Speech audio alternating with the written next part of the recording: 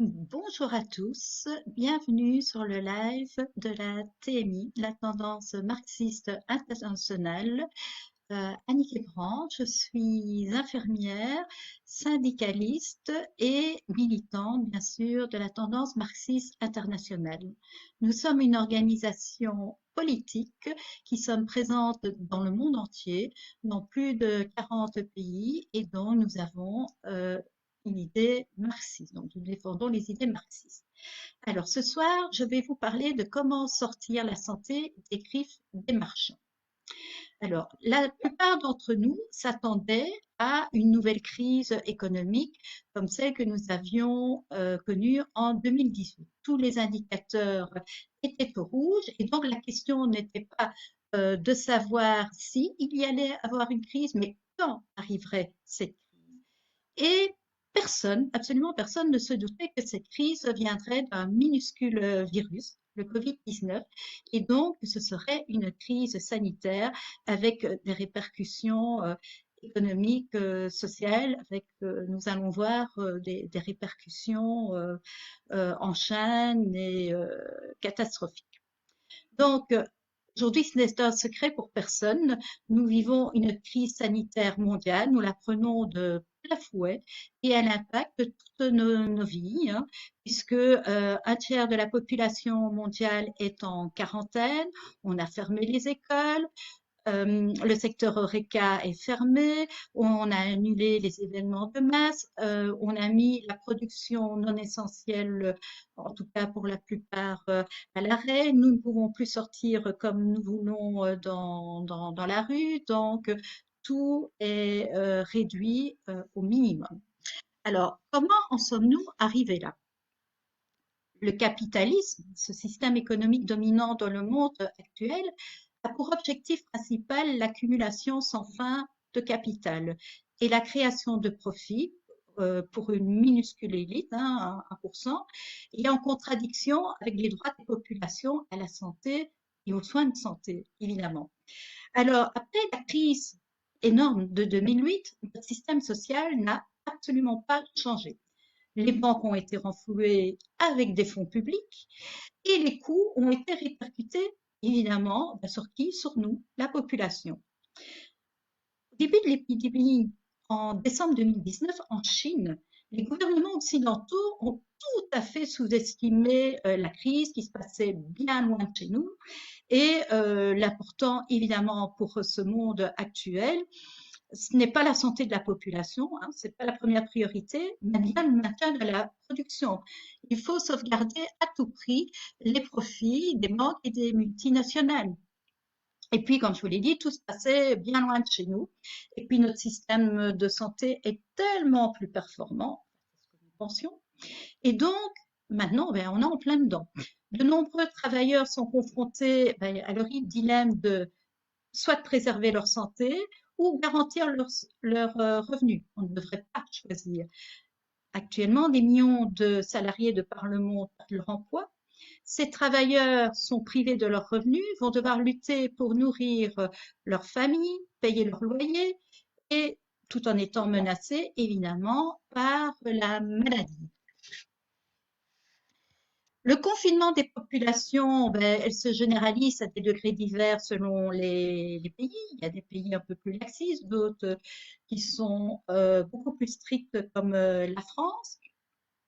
Les gouvernements demandent aux gens de ne pas faire de déplacements non essentiels, pas de regroupement.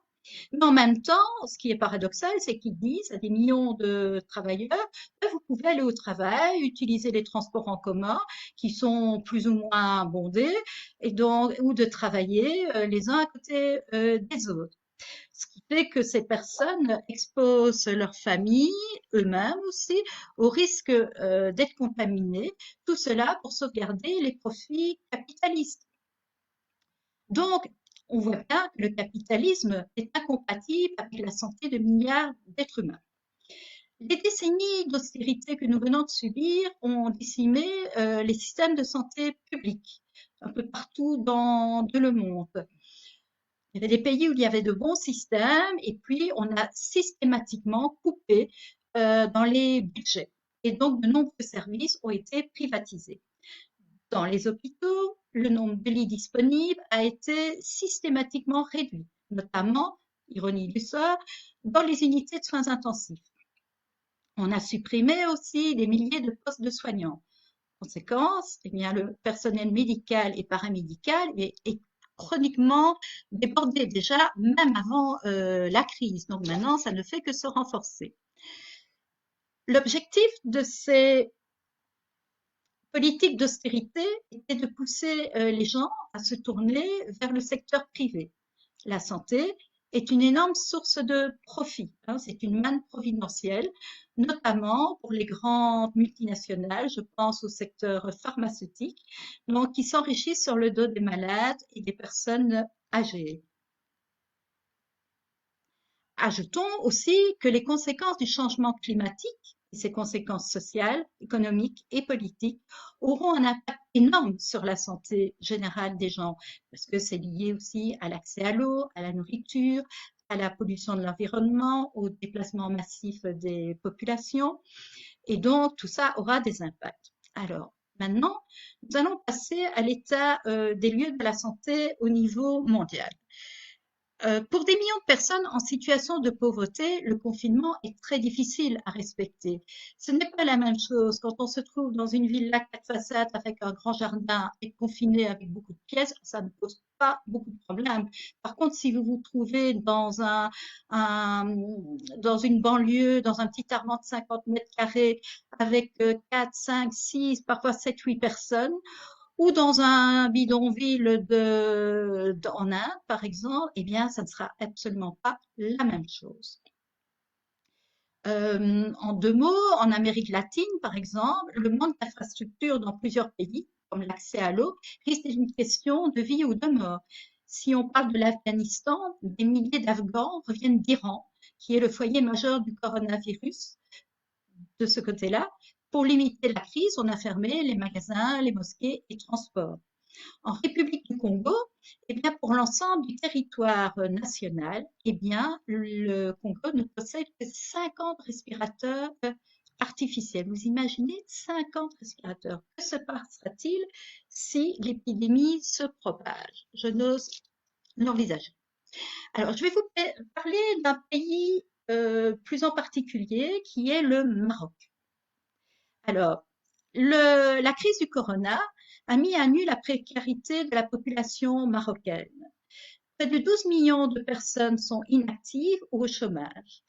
Les 11 millions qui travaillent occupent dans leur majorité des emplois précaires, donc ils sont très vulnérables au choc comme celui de cette crise que nous vivons actuellement. Ceux qui n'ont plus les moyens de subsistance finissent par sortir dans la rue et demander l'aumône.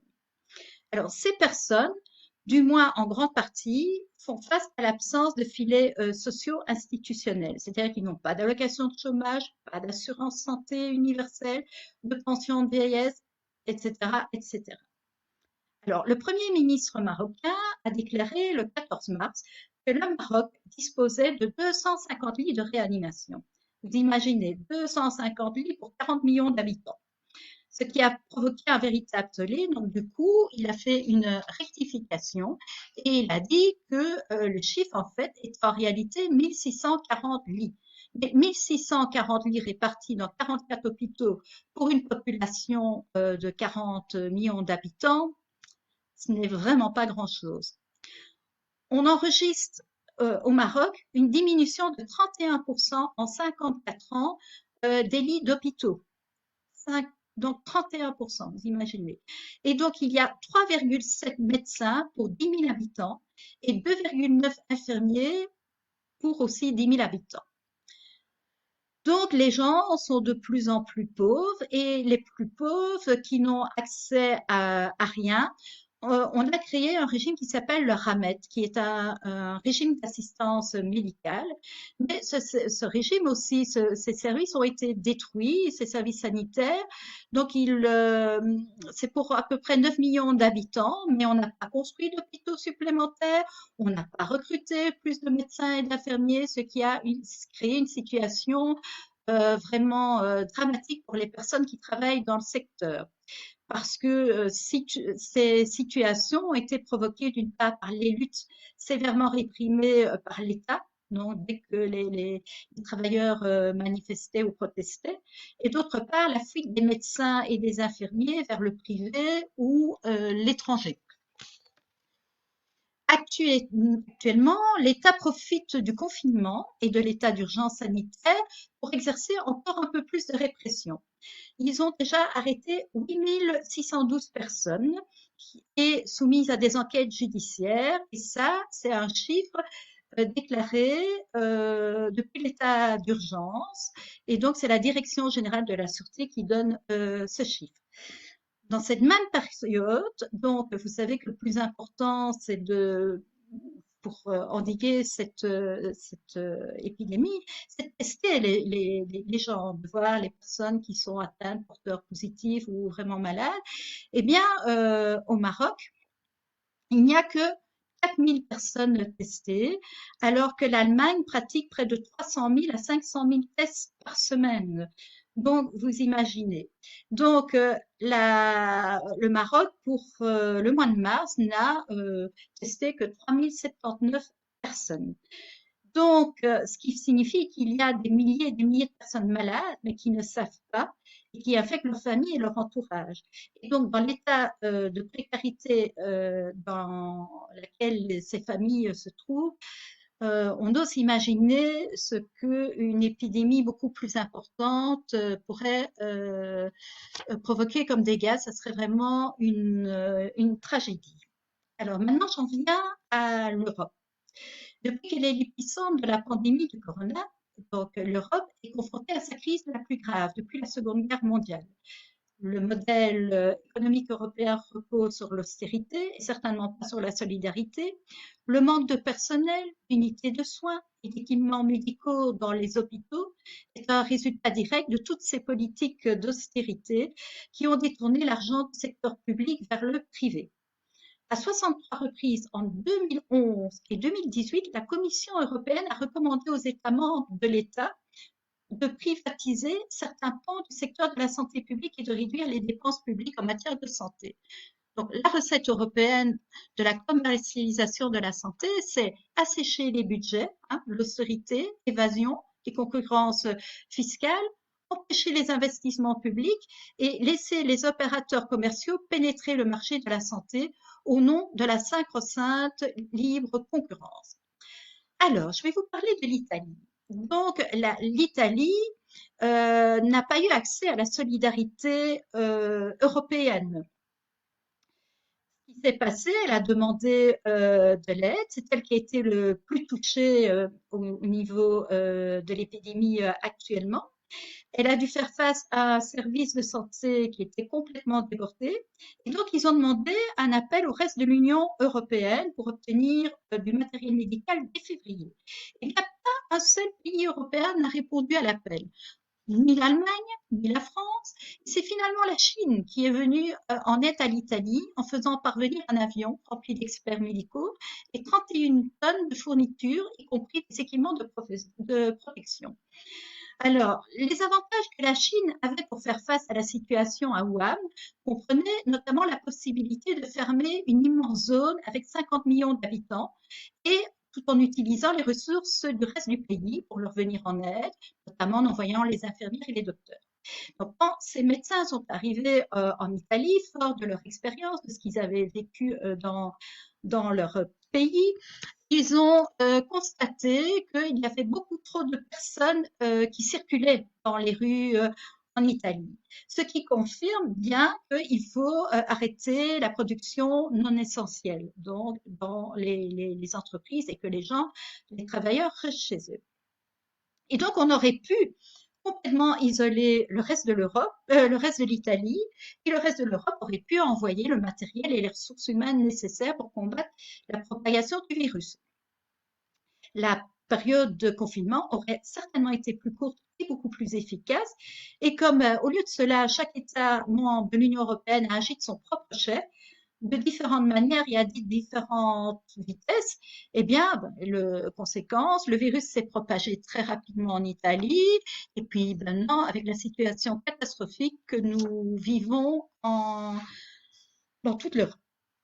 Alors, je vais encore vous parler de la France, et là, j'ai choisi de vous parler du département de la Seine-Saint-Denis, qui se situe au nord-est de l'agglomération parisienne, et où là, le taux de mortalité est un des plus importants.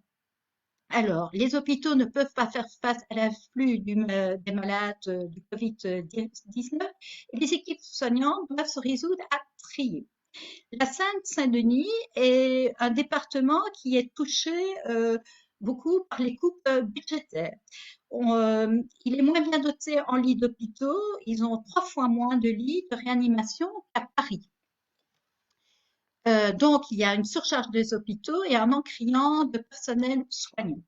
Donc, la hausse des décès entre la semaine du 14 et 21 mars est de l'ordre de 63%, ce qui est énorme. Alors, la Saint-Denis paye la casse des services publics par les gouvernements successifs et on préfère, les politiciens et les médias, pointer cette surmortalité en disant que c'est de la faute des jeunes qui sont issus des quartiers populaires, qui ne respectent pas les mesures de confinement. C'est tellement plus facile, alors que c'est ce département qui fournit le plus de travailleurs qui sont obligés de continuer à travailler parce qu'ils ont des postes nécessaires au fonctionnement de la vie du pays, des caissiers, des infirmiers, des livreurs, des techniciens de surface, du personnel pour les transports en commun, les éboueurs, etc. Le choix du gouvernement est de privilégier les profits des actionnaires plutôt que la vie des salariés. Et donc, il est beaucoup plus dangereux pour ces familles qui vivent dans des banlieues, dans des appartements étroits, où ils vivent à 4, 5, 6 et même parfois plus de personnes, d'être contaminées. Mais une fois de plus, la vie de la population n'a aucune importance pour les politiques. Alors, en Belgique, j'arrive en Belgique. Aujourd'hui, nous totalisons 2523 décès, ce qui comprend pour la Belgique les personnes décédées à l'hôpital, mais celles aussi qui sont décédées en maison de repos et aussi celles qui représentent des cas suspects, c'est-à-dire de celles qui sont décédées, mais qu'on n'a pas testées. Donc voilà. Ici aussi, de nombreuses coupes budgétaires. Ces dernières années, la politique du gouvernement successif a mené une réduction budgétaire de près de 3 milliards d'euros dans les soins de santé en 5 ans. Donc, les professionnels de la santé ici aussi dénoncent le manque de moyens humains, financiers, ainsi qu'une gestion du secteur focalisée à l'excès sur les objectifs budgétaires au détriment de la mission des soins. Donc, il y a eu de nombreux mouvements de colère, des manifestations sur l'année, notamment 2019 et même début 2020, en disant que les conditions de travail étaient vraiment déplorables et que le monde hospitalier, le monde des soins n'en pouvait plus. Alors, depuis le début de la crise sanitaire qui frappe durement notre pays, Maggie De Bloch, qui est notre ministre fédérale de la Santé Open PLD, donc ce sont les libéraux flamands, est sous le feu des critiques. En fait, il y a eu des commandes de masques ratées, ça a été toute une saga. Les soignants ont été envoyés au front sans matériel médical suffisant, refus de garantir les budgets de base des institutions de soins, impact désastreux des restrictions, et donc beaucoup, notamment la CSC, qui est le syndicat chrétien, et la coordination de la santé en lutte, que j'expliquerai un peu plus loin, réclament la démission de la mandataire fédérale. En Belgique, nous avons le luxe d'avoir 9 ministres de la Santé, rien ne fonctionne. Alors, Maggie De Bloch, la ministre fédérale, elle n'est qu'un pion dans l'échiquier gouvernemental. L'éjecter et la remplacer n'y changera rien aux politiques d'austérité. Sophie Wilmès, qui est notre première ministre, qui a été mise pour l'instant sur un piédestal, sous le mandat de Maggie De Bloch, était quand même ministre du budget MR, c'est-à-dire les libéraux. Et donc, elle disait en 2016, donc Madame Wilmès, elle n'hésitait pas à dénoncer la surcapacité hospitalière pour justifier la réforme des hôpitaux. Alors que maintenant, l'ironie de la situation, c'est que le véritable enjeu de cette pandémie, c'est l'étalement des contagions dans le temps afin de ne pas dépasser la capacité des hôpitaux, puisque notre système actuel ne supporter des malades trop nombreux, surtout en soins intensifs. Il y aura un manque de place criant. Et donc, il y aura aussi d'autres victimes collatérales qui sont tous les autres malades ou les accidentés, et bien, qui n'auront pas de place et qui pourraient décéder alors qu'on aurait pu les soigner parce qu'il n'y aura pas de place dans l'hôpital. Nous avons des hôpitaux publics, de grands hôpitaux publics qui ont dû faire appel à des donations pour avoir des respirateurs. Alors que normalement, eh bien, le gouvernement, on a une sécurité sociale, c'est le rôle de cette sécurité. Donc, une fois de plus, c'est la population qui trinque et qui doit mettre la main à la poche pour se soigner et pallier au manque de l'État. Alors, en 2019, elle a donné l'ordre donc de détruire 6 millions de masques périmés. Donc, c'est un reste de la crise sanitaire d'il y a 10 ans sur le virus H1N1. Et comble de malchance, il y avait encore un certain nombre très très important de masques qui étaient encore valables. Or, nous savons que les masques sont indispensables pour pallier à cette crise et donc il y a un besoin criant dans les hôpitaux et donc voilà, nous on les achetait. En 2019, le système de santé belge, les soignants, les médecins, enfin, toutes les personnes qui travaillaient dans les hôpitaux, entre autres, ont largement manifesté pour demander des moyens supplémentaires, puisqu'ils étaient déjà en crise avant maintenant. Donc tout ça s'est accentué. Et donc il y a une coordination qui s'est créée, qui lutte très activement, encore maintenant, elle est vraiment sur le terrain, c'est la santé en lutte.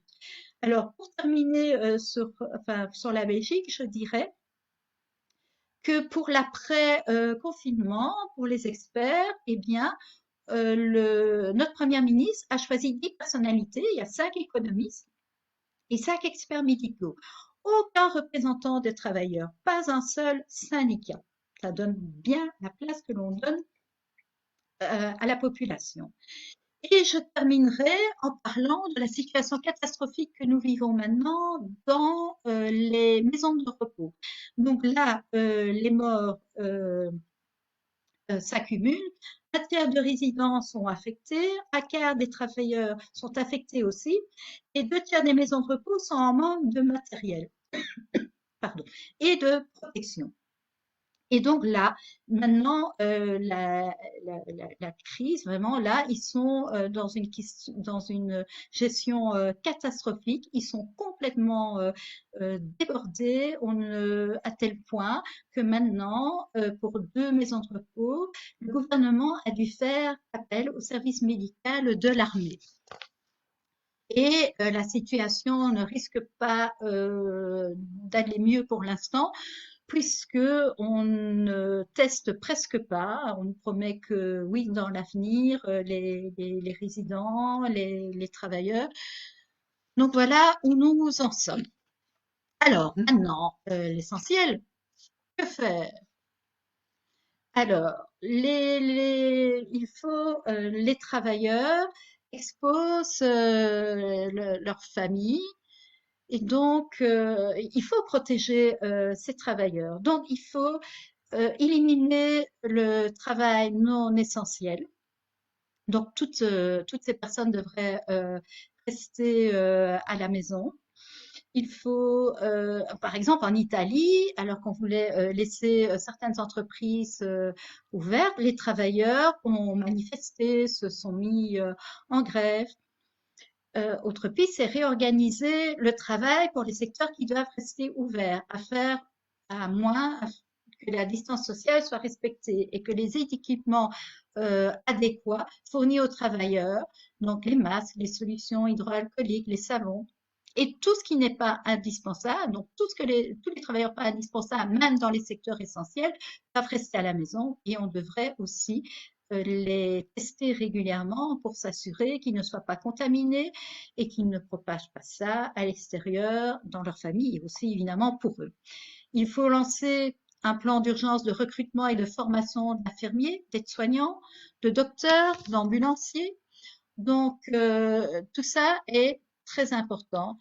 Il faut que le domaine de la santé ne soit pas soumis aux dictats mercantiles de la classe dominante. Alors, on nous répondra que pour tout ça, c'est bien beau, mais il n'y a pas assez d'argent. L'histoire nous enseigne qu'il y a toujours assez d'argent lorsqu'il s'agit de remplir les poches des riches. Depuis 10 ans, c'est l'austérité pour les plus pauvres, mais les banquiers reçoivent toutes sortes de subventions et d'allègements d'impôts. Or, ce sont ces mêmes banquiers qui ont provoqué la crise de 2008. Donc, l'argent, si on veut, il y en a. Et donc, les travailleurs ne doivent pas vivre dans la peur et la pauvreté. Il faut réquisitionner aussi le matériel médical, les produits et les traitements dans les entreprises productives et les redistribuer dans les établissements de santé pour faire face à l'épidémie qui arrivera, enfin, qui est là même et qui s'amplifie. Réquisitionner les entreprises pour réorienter vers la production de masques ou tout autre matériel médical indispensable. Je pense au gel, aux respirateurs. Créer des comités de travailleurs pour contrôler qu'aucun d'entre eux ne sera licencié sous prétexte de crise sanitaire.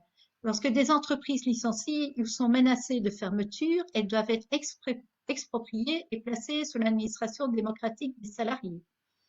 Les chômeurs et les travailleurs précaires seront et sont déjà durement frappés par la crise. L'État doit leur verser l'équivalent du salaire minimum. Ces mesures d'urgence, évidemment, doivent être financées pas par les travailleurs, mais en expropriant les banques et autres entreprises du secteur financier. Il faut partager le travail, introduire des systèmes de rotation, réduire la semaine de travail. Graduellement, on peut inclure dans un tel système tous ceux qui sont au chômage aujourd'hui, de façon à réduire au strict minimum le temps de travail de chacun. Mais évidemment, pas de licenciement. Exproprier et intégrer au secteur public les entreprises du secteur pharmaceutique qui réalisent des profits obscènes. Aucun brevet ne doit limiter la production et la coopération entre centres de recherche au niveau national et international. Cette coopération accélérera énormément le développement de nouveaux médicaments qui devront être gratuitement disponibles pour quiconque en aura besoin. Il faut une création aussi de comités de quartier et de travailleurs au niveau local et national, de façon à organiser un confinement complet.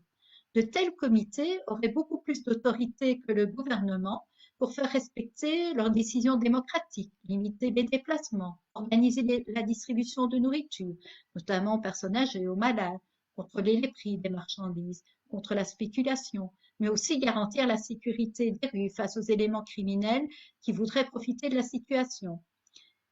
Imposer un contrôle strict sur tous les biens de première nécessité, donc il faut empêcher le développement du marché noir.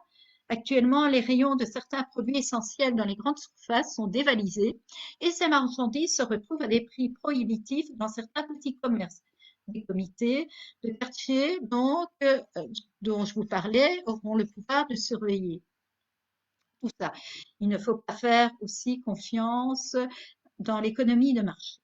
Alors, en conclusion, parce que j'arrive à la fin, notre système capitaliste qui est basé sur le profit et rien que le profit engendrera encore dans l'avenir de nombreuses crises, qu'elles soient économiques, sanitaires, écologiques. Ici, pour la première fois, on a une crise sanitaire, économique et écologique. C'est du jamais vu. Donc, c'est un système malade. Donc, le système capitaliste est un système malade et le seul moyen de l'éradiquer est un changement révolutionnaire et socialiste. À nous, les travailleurs, de s'atteler à cette tâche tous ensemble. Il ne faudra pas oublier, après la fin de cette crise sanitaire, de réclamer des comptes au gouvernement et surtout pas oublier tout ce qui s'est passé. Alors, je fais appel aussi, le 13 septembre 2020, la coordination, les travailleurs du secteur de la santé seront dans la rue pour manifester et protester leur mécontentement et surtout exiger des comptes au gouvernement. Donc, je compte sur vous tous pour être présent, car la santé, c'est l'affaire de tous. Personne ne peut dire que la santé, ça ne, ça ne lui regarde pas. Donc, voilà. Si ces idées vous parlent, que vous avez envie d'en discuter avec nous, vous pouvez consulter notre site marxiste.be. Il y a des articles très intéressants qui développent plus en profondeur ce que je vous ai expliqué et puis aussi d'autres thématiques, mais concernant toujours le coronavirus. Vous pouvez nous soutenir dans ce combat, nous, la Tendance marxiste internationale, soit en vous abonnant à notre journal ou faire même un don même minime. Il sera toujours le bienvenu car nous n'avons aucun subside, ce qui garantit notre indépendance. Et surtout, réfléchissez à nous rejoindre pour construire l'avenir, notre avenir. Voilà, je vous remercie beaucoup. Une bonne soirée à tous.